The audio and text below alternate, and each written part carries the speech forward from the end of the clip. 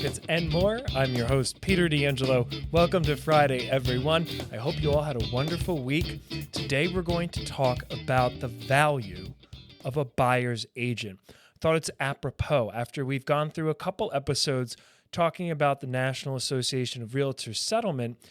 I thought right now is a really good time to focus in on the value of a buyer's agent, and we're going to go through some of the timelines, and everything's going to be included in this episode description today, and as well as a really great resource. So this is going to be a little bit more geared toward the real estate professional. However, if you're a prospective home buyer, there's some valuable insight here, as well as a little bit of a look into the industry, so you can have a good understanding of how best to proceed as things will maybe possibly start to change, because everything right now is still pending. We're going to find out exactly what it looks like when the rubber meets the road. But at this present moment, let's just take a look at the timeline first and foremost. So mid to late April, where we are right now, is when we're expecting to hear back from the National Association of Realtors for their preliminary approval of the settlement practice changes that are going to be implemented. From here, then we're going to go over to late July, which is the intended implementation timeline for these changes in the operation in the real estate industry. Just to recap, this is going to be surrounding the compensation for a buyer's agent. Things like having buyer's agency commissions being promoted on the multiple listing service, the MLS, is not going to be permissible moving forward. So how commissions are going to be structured, this is the implementation timeline for when that change is going to occur. The implication is that there could possibly be the onus put on buyers to pay for their agent's commission, and it could run the gamut of paying the full commission or a portion of the commission, with a portion of the commission coming from the seller, or 100% coming from the seller, and it's just an operational change for the listing agent to communicate with the buyer's agent on what that will look like. So we don't know 100% of what that will look like just yet, but we have a good idea. There are state laws and regulations that are going to cause some friction, and there's going to be some rub. I know in the state of New Jersey, you can't have commission paid by two parties. It needs to come from one. So if a buyer's agent is going to be compensated, they can't be compensated both by the buyer and the seller. So operationally speaking, these are things that will be navigated. However, the New Jersey Real Estate Board has issued, the New Jersey Association of Realtors has put out the approved new buyer's agency agreement, which will be a requirement for buyers to sign with their buyer's agent. And that will outline what the commission is and the structure of how it could possibly be paid for that commission. In early August, there's an anticipated class action notice that's going to go out to all parties that are affected by this class action lawsuit. So that's August. That will go out, and that's more for anyone who's been involved in a real estate transaction as prescribed through the settlement.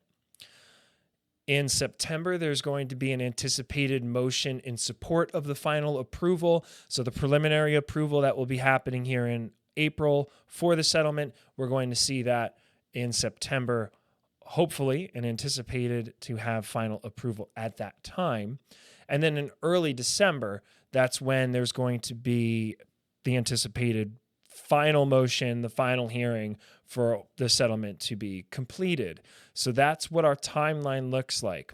I've mentioned before, this is all coming from the National Association of Realtors, and in the description will be the source material. So if you want to dive deeper, like I said, particularly for our real estate agents and real estate professionals, that's where you can go. And it's a pretty excellent resource that NAR, National Association of Realtors, has put together for some guidance and some best practices in anticipation of these changes. Now, to go more in depth as to what this will look like, I wanted to offer all of the real estate agents who listen and everyone who possibly knows a real estate agent or real estate professional, please share the show with them, because we're going to just go through some best practices and some things to focus on as these changes will be taking place over the course of the next few months. So some of it's going to be getting back to basics. Some of it is going to be improving a skill set and now maybe even developing more of a skill set beyond what was likely required previous to these changes happening. First and foremost is to prepare yourself for having the conversation about compensation. That's going to be of paramount importance. In order to do that effectively, it's going to be important to go through all of these changes, be well read on what is happening, be well informed as to, operationally speaking, how to conduct business and how to be the professional. Essentially, what's going to happen here is, as a real estate agent, you're going to need to now rise to the level of being a true real estate professional if you aren't already. And when I say that, it's not disparaging. There's a level of professionalism that has been met and that you've probably worked very hard to do to provide value to your clients, generate business for yourself, for your company, and help people to achieve the dream of homeownership. Built into this process now will be an additional skill set required to inform them earlier on in the process as to what is required by way of the buyer's agency agreement, and also to really delve into your value proposition, which is my next point, to really have refined a value proposition. Not only that, I'm going to give you a little bit of a trick. It's not so much of a trick, but something that I have found in my career to be extremely helpful when telling people what I do, sharing, what it is that I can do for them. Most of the times, I do a lot of networking. Most of the times you're at a networking event, you're meeting new people, meeting other professionals, and they ask what you do. And boilerplate answers like, oh, I do, insert here. Well, I was the beneficiary of some very helpful information at the beginning of the year through one of my fantastic networking groups I'm a part of. The name of the networking group for those here in North Jersey is Be Sure Networking, owned and operated by my good friend David Facone. Shout out to you, Dave. And in the first Zoom meeting that we had this year, he shared a couple videos from this gentleman, Simon Sinek. And Simon, you can find him online. I highly recommend you check him out. He's a fantastic public speaker, and he's always super insightful with what he presents. And what we focused on in that meeting was, instead of responding with, what do you do? And then responding back, oh, I do X.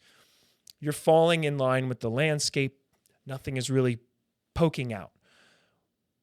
Managing the conversation and managing your response to connect with something like a belief, something that can get to a more core human element. We all have our own beliefs in one way or another, and they can run the gamut from simple things, silly things, to very important things to us.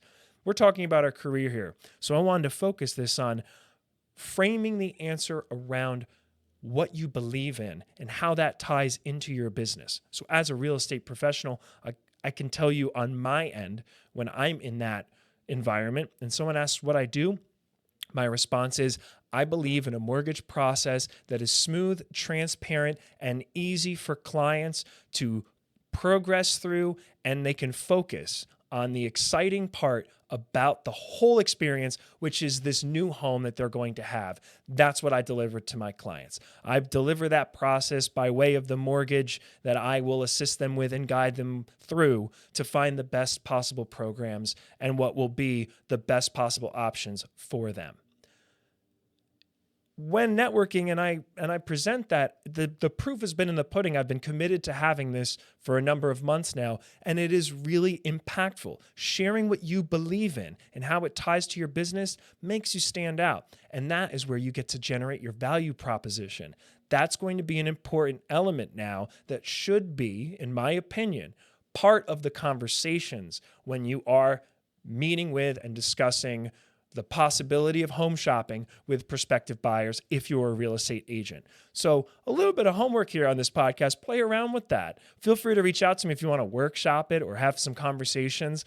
Always love talking about this because it's something that I believe in strongly as being a way to best present yourself in the real estate world. And also, for anyone else listening in any industry that you work in, this is a wonderful tool in your tool belt to really help yourself stand out and be someone of value in your network, in your community, and in your industry. In addition to that, it will be extremely helpful for realtors to have real life examples of things that they've done to help and show and demonstrate their value. And this is all going to be part of the conversation when you're talking about the new way that business is going to be conducted. I will share with you a recent experience I had with a couple of my clients and a realtor that I do business with. The clients themselves were placing an offer on a property, and they were so excited. They're getting a little fatigued from shopping for a while, but they were so excited about this property. At Guaranteed Rate, we offer a power bid approval, which means their mortgage is already approved, and that's something that I get to communicate to champion their offer with the listing agent. And in this case, not only did I champion it, but their real estate agent, their buyer's agent, championed their offer as well. Tremendous credit to the real estate agent involved and the professional involved in this transaction. They have a rapport, they have a great reputation, they have a great network established, and they already had a rapport with the listing agent. It was through that rapport that this buyer's agent was able to secure a winning offer for our mutual client that actually beat out a cash offer. The power bid has a lot of power.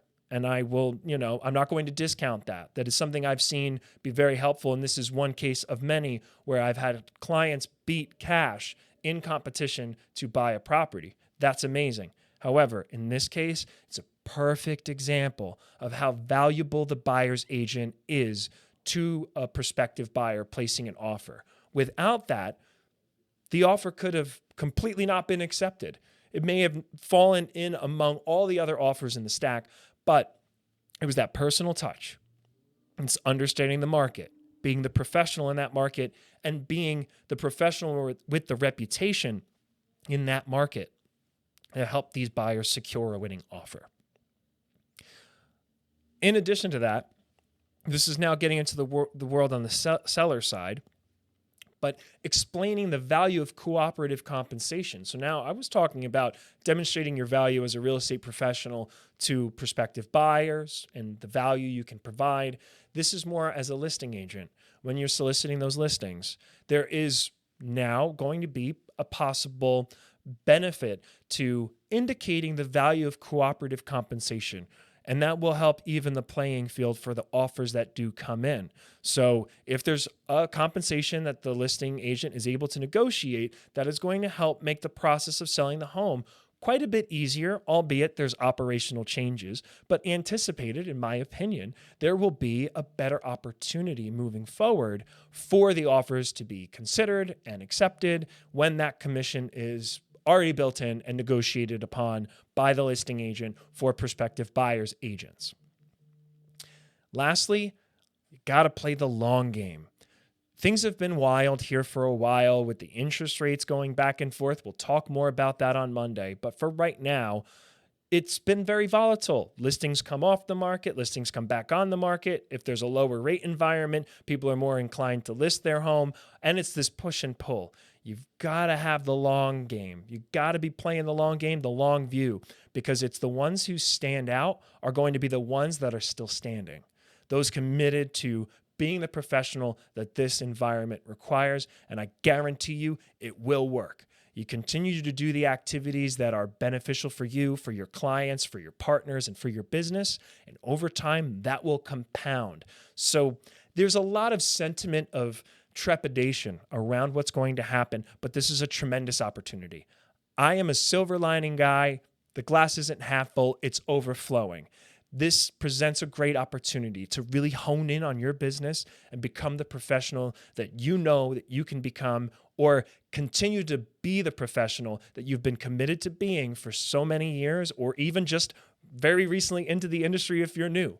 This is a tremendous opportunity to dial in, hone in, and be that trusted advisor for your community, for your network, for your clients, for your referral partners, everyone involved. That's it for me for today. I'll be back on Monday with a mortgage rate update. But until then, I hope you all have a wonderful weekend. Hopefully we get some nice weather as we're getting into the springtime here, and those April showers could stave off for a little bit. I look forward to speaking with you all on Monday. In the meantime, take good care.